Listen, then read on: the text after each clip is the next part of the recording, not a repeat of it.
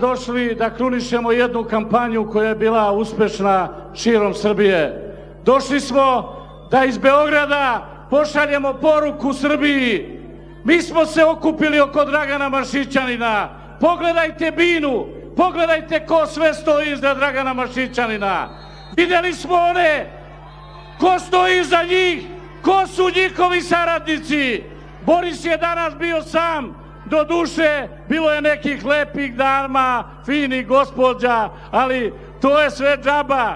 Boris se, ostao si sam u Demokratskoj stranci, ne možeš dalje.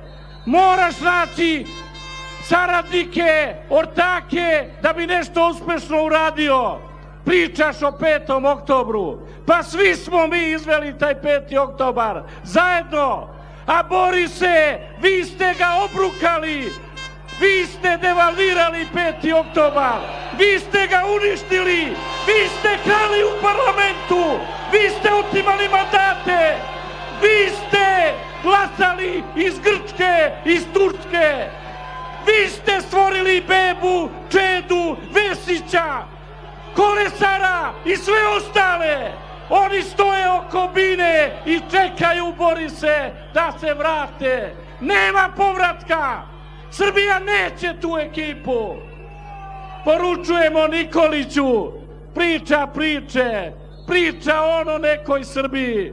Videli smo tu njegovu Srbiju, bio je potpredsjednik vlade. Ja sam juče rekao i ponavljam, Tomo, osrednji si referent, ne bi mogao da budeš referent u našoj vladi. Nema mesta, Tomo, nije to ta Srbija koju ti si smislio. Ovo je Srbija koja hoće puteve da se gradi, da se radi, da se investira, da se zapošljava, da se stvara. Ti si, Tomo, zatvorio sva vrata, mi smo ih otvorili. Nemoj ti da ih otvaraš, nemoj da nas braniš. Gde si nas branio, tamo nas više nema.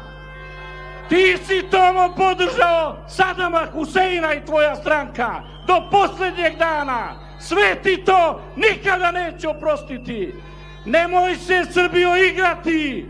Nema popravnog. Ovo je posljednja šansa. Put je dobar. Nastavimo taj put. Imamo kapitena vlade Koštunicu.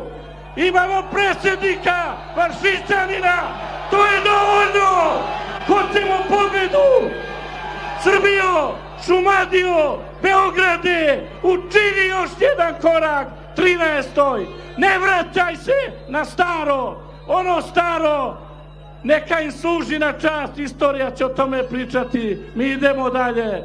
S vama, sa Božijom pomoći, sa Draganom Maršićaninom, sa vladom, premijerom Koštunicom, potpredsjednikom Labusom. Srbija pobeđuje, Maršićanin pobeđuje.